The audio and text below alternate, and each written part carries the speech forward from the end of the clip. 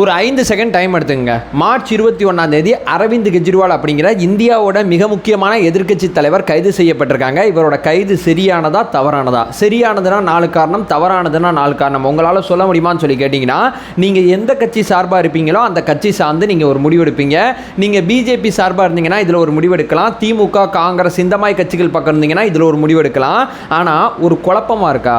எது சரி, இது தப்பா சரியா, இல்லை உண்மைக்குமே எதிர்க்கட்சிகளை பிஜேபி வேட்டையாட ஈடியை பயன்படுத்தி இந்த மாதிரி சில குழப்பமயமான சூழலில் நீங்கள் இருந்தீங்கன்னா உங்களுக்கு இந்த தீர்ப்பு ரொம்ப ரொம்ப சுவாரஸ்யமான சில விஷயங்களை கொண்டு வந்து சேர்க்கும். இந்த தீர்ப்பு உங்களை தெளிவுபடுத்தும். டெல்லி ஆம் ஆத்மி கட்சி மேற்கொண்ட அந்த மது கொள்கையில் என்னென்ன மாதிரி சில விஷயங்கள் நடந்திருக்கு, இதில் உண்மைக்குமே முறைகேடு நடந்திருக்கா, அப்படி முறைகேடு நடந்திருக்குன்னா அதில் என்னென்ன மாதிரி ஆதாரங்கள் இருக்குது, இந்த மாதிரி பல விஷயங்களுக்கு இந்த தீர்ப்பு மிக முக்கியமான விஷயமா இருக்குது. இந்த தீர்ப்பை நம்ம விரிவாக ஆராய வேண்டியது இருக்குது. ஏன்னா நம்மளை சுற்றி என்ன நடக்குது, யார் அரசியல் பண்ணுறா அப்படிங்கிற மிக முக்கியமான கேள்விக்கு நமக்கு பதில் கிடைக்கும். மிக முக்கியமான ஒரு பதிவு. உற்சாகமாக வணக்கம் சொல்கிறேன். வாங்க பதிவுக்குள்ளே போகலாம். முதல் விஷயம் மக்களே, இந்த இடத்துல நம்ம எந்த விஷயத்தை தெளிவுபடுத்த போகிறோம்னா, கெஜ்ரிவால் அவர்களோட கைது சரியானதா தவறானதா அப்படிங்கிறது தான் நம்ம உரையாடல். வழக்கும் அது சம்மந்தப்பட்டது தான். கெஜ்ரிவால் அவர்களுக்கு ஜாமீன் கொடுக்கப்படுதா கொடுக்கப்படல அப்படிங்கிறது உரையாடலோட மைய நோக்கம் கிடையாது, வழக்கோட மைய நோக்கம் கிடையாது. கெஜ்ரிவால் குற்றச்சாட்டுக்கு உள்ளானவரா, குற்றம் பண்ணிட்டாரா, குற்றம் பண்ணது நிரூபிக்கப்பட்டுச்சான்னு கேட்டிங்கன்னா அதுவும் விவாதத்துக்குரியது. இந்த கைது ஒரு சிட்டிங் சிஎம்மாக இருக்கக்கூடிய ஒருத்தங்களை ஈடி தூக்குதே, இந்த தூக்குற விஷயமானது சரியானதா அப்படிங்கிறதா இங்கே விவாதத்துக்குரிய விஷயமா இருக்குது. ரெண்டு தரப்பும் தங்களோட விவாதத்தை நீதிமன்றத்தில் வைக்கிறாங்க. நீதிபதி நேற்றைய தினம் தீர்ப்பு கொடுக்குறாங்க. இந்த தீர்ப்பில் நீதிபதி ஆம் ஆத்மி சார்பாக வைக்கப்பட்ட வாதங்கள் என்னென்னமா இருந்துச்சு அப்படிங்கிறத பார்க்குறாங்க. ஆம் ஆத்மி என்ன சொல்லுதுன்னா, எலெக்ஷன் டயத்தில் பழிவாங்கல் நோக்கில் ஈடி இந்த மாதிரி செயல்படுது, கெஜ்ரிவால் அவர்கள் இந்த மாதிரி எந்த விஷயத்தையுமே செய்யலை, இந்த மது கொள்கையில் எந்த விதமான முறைகேடும் இல்லை, அப்படியே முறைகேடு இருந்தாலும் அதற்கும் ஆம் ஆத்மிக்கும் தொடர்பு இல்லை, அதற்கும் கெஜ்ரிவாலுக்கும் தொடர்பு இல்லை. ஸோ இந்த கைது முழுக்க முழுக்க அரசியலுக்காண்டி நடக்கக்கூடியது அப்படிங்கிறது தான் ஈடிக்கு எதிராக ஆம் ஆத்மி கட்சியோட வழக்கறிஞர்கள் நீதிமன்றத்தில் வைத்த வாதம். பட் பேரலா உள்நோக்கம் கொண்ட வழக்கு கிடையாது, இது அரசியல் பழிவாங்கல் கிடையாது அப்படிங்கிறத மறுத்து சில விஷயங்களை சொல்லியிருக்காங்க. அவங்க சொன்ன விஷயம் தான் இங்கே அதிர்வலைகளை ஏற்படுத்தியிருக்கு.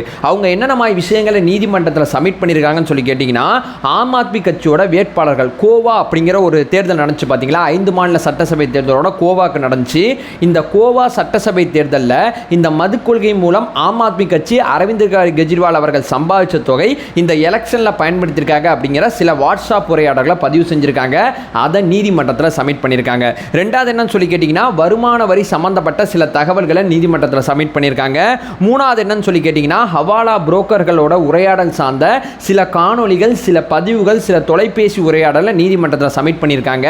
அதே நேரம் ஆம் ஆத்மி கட்சியோட வேட்பாளர்கள் பேசுகிற சில விஷயத்தையும் நீதிமன்றத்தில் பதிவு செஞ்சதாக சொல்லப்படுது. அது மட்டும் இல்லாமல் அப்ரூவராக அந்த வழக்கில் மாறி இருப்பாங்கல்ல சில பேர், ஆமாங்க நாங்கள் ஆட்டையை போட்டோம் தான், உண்மைதாங்க நாங்கள் கொள்ளையடிச்சோம் தானே அப்படிங்கிற மாதிரி சில விஷயங்களை பதிவு செஞ்ச, சில விஷயங்கள் அப்ரூவான சில விஷயங்களோட வாக்குமூலத்தை பதிவு செஞ்சுருக்காங்க. அவங்க பேரையும் குறிப்பிட்டிருக்காங்க. சரத் செட்டி அப்படிங்கிற ஒருத்தர் ஆமாங்க நாங்கள் கொள்ளையடிச்சோம் அப்படிங்கிற மாதிரி நீதிமன்றத்தில் ஒத்துக்கிட்டாரு. அவரோட வாக்குமூலம் சப்மிட் செய்யப்பட்டிருக்கு. அது மட்டும் இல்லாமல் ராஜீவ் முக்தா அப்படிங்கிற ஒருத்தரோட வாக்குமூலமும் நீதிமன்றத்தில் சப்மிட் செய்யப்பட்டிருக்கு.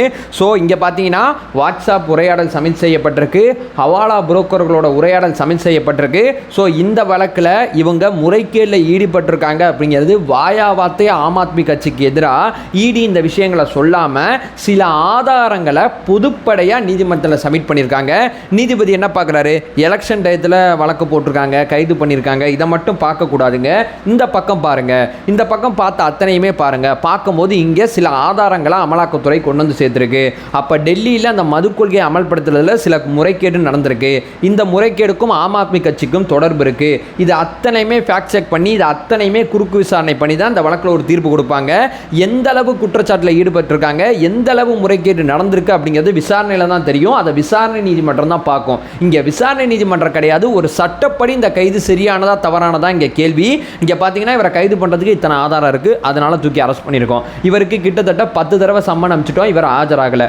ஒவ்வொரு டைம் ஆஜராகும் போது ஒவ்வொரு விஷயம் சொல்கிறாரு. நான் தியானம் பண்ணணுங்கிறாரு, நான் எலெக்ஷனில் பிஸியாக இருப்பேன்னு சொல்கிறாரு, எங்களால் வர முடியலங்கிறாரு, டைம் இல்லைங்கிறாரு, எங்களுக்கு இவர் மேலே சந்தேகம் இருக்குது, நாங்கள் உடனே உடனடியாக பேர் இவரை கைது பண்ணல.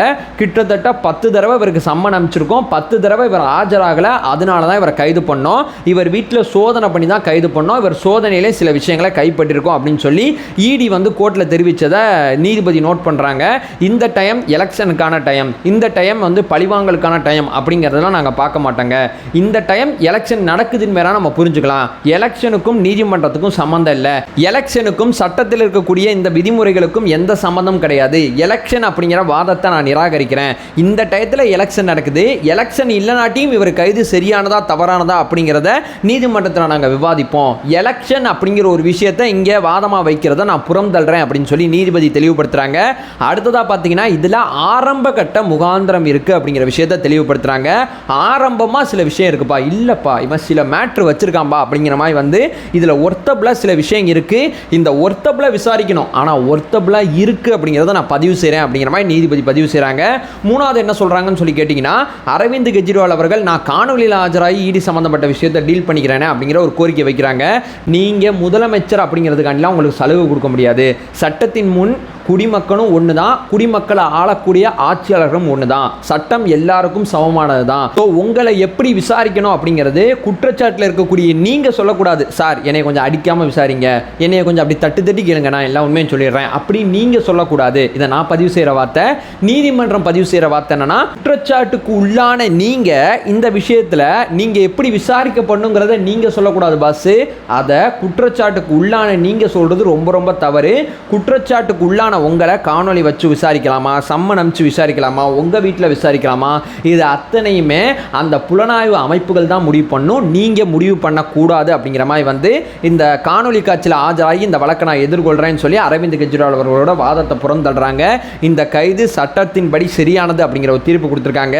இந்த வழக்கில் ஆரம்ப கட்ட முகாந்திரத்தை இடி நீதிமன்றத்தில் சப்மிட் பண்ணியிருக்கு. விரிவான குற்றப்பத்திரிகை இன்னும் கொஞ்ச நாளில் சப்மிட் பண்ணுவாங்க. அதுக்கப்புறம் குற்றச்சாட்டு பதிவு செய்யப்படும். அந்த குற்றச்சாட்டை அமலாக்கத்துறையோட இந்த குற்றச்சாட்டை கெஜ்ரிவால் தரப்பு வந்து மறுக்கணும். இந்த குற்றச்சாட்டு பதிவு செய்கிறதுக்கு முன்னாடி வரைக்கும் கெஜ்ரிவால் தரப்புக்கு ஜாமீன் கிடைக்குமான்னு கேட்டிங்கன்னா நிச்சயமாக கிடைக்காது. ஏன்னா இடி ஒத்துக்கிட்டால் மட்டும்தான் ஜாமீன் கிடைக்கும். இடி சம்மந்தப்பட்ட வழக்கில் பார்த்தீங்கன்னா 2 விஷயத்தில் வெளியே வரலாம். ஒன்று எனக்கு உடம்பு சரியில்லைங்க அப்படிங்கிற மாதிரி வெளியே வரலாம். ரெண்டாவது பார்த்தீங்கன்னா நான் குற்றமற்றவர் அப்படிங்கிறத குற்றச்சாட்டு பதிவுக்கு முன்னாடி நிரூபித்து வெளியே வரலாம். ஸோ குற்றச்சாட்டுக்கு ஆரம்பகட்ட முகாந்திரம் இருக்குது. இந்த கைது அப்படிங்கிற விஷயத்தில் கூட இந்த கைது சட்டவிரோதம் அப்படிங்கிறத கெஜ்ரிவால் அவர்களோட கட்சிக்காரங்க நீதிமன்றத்தில் சப்மிட் பண்ண முடியல. தேர்தல் அப்படிங்கிற சட்டத்தில் இல்லாத சில விஷயங்களை வச்சு தன்னோட வாதத்தை கொண்டு போகிறாங்களே தவிர இந்த குற்றச்சாட்டில் இவர் ஈடுபடல அப்படிங்கிற மாதிரி எந்த வாதத்தையும் அவங்க வச்ச மாதிரி இப்போ வரைக்கும் தெரியல. ஸோ கெஜ்ரிவால் அவர்கள் இன்னும் கொஞ்ச நாள் ஜெயிலில் இருக்கிற மாதிரி தான் இருக்கும் அப்படிங்கிறது நம்மளோட கருத்தாக இருக்குது. பார்ப்போம். உச்சநீதிமன்றத்தில் நல்லது நடந்தால் இந்த விஷயம் எதுவுமே உங்களுக்கு பிடிக்காம இருந்தால் உச்சநீதிமன்றத்தில் என்ன மாதிரி வாதங்களை முன்வைக்கிறாங்க, இந்த வாதங்களை எதுவுமே எடுபடல அப்படிங்கிறது புரிஞ்சுக்கிட்ட பிறகு உச்சநீதிமன்றத்தில் வேறு வாதங்களை முன் வச்சு தன்னோட வழக்கை கெஜ்ரிவால் அவர்கள் கொண்டு போனார்னா மேபி அவரோட கைது அப்படிங்கிறது சட்டவிரோதம் அப்படிங்கிற தீர்ப்பு வந்தால் அவர் வெளியே வந்துடலாம். அப்படி சட்டவிரோதம் அப்படிங்கிறது முடிவாயிட்டா அவர் ஜாமீனில் மட்டும்தான் வெளியே வர முடியும். ஜாமீன் அப்படிங்கிறது இடி சம்மதத்தோட மட்டும்தான் கிடைக்கும். இடி சம்மதம் தரும் நினைக்கிறீங்க? எனக்கு தெரிஞ்சு அதற்கு வாய்ப்பு கம்மி தான். அதை சொல்லிட்டு இந்த வீடியோ என் பண்ணிக்கிறேன். நம்ம சேனலை ஃபர்தராக ஃபாலோ பண்ணிங்கன்னா பொலிட்டிக்கல் ரீதியாக அந்த செய்தி இருக்குல்ல, அந்த செய்தியை முழுமையாக பதிவு செய்கிறது நம்மளோட நோக்கம். அந்த செய்தியில் பிடிச்சது பிடிக்காது இல்லாமல் அந்த செய்தி என்ன சொல்ல வருதோ அதை நான் உங்கள்கிட்ட சொல்கிறது தான் என்னோட வேலை. அதை சொல்லிட்டு இந்த வீடியோ என் பண்ணிக்கிறேன். நம்ம எதை நோக்கி போராடிக்கிட்டு இருக்கோம், எதை நோக்கி உழைச்சிக்கிட்டு இருக்கோம்னா அறியாமை அகற்ற வேண்டும், அறியாமை அகற்றப்பட வேண்டும். Thank you so much.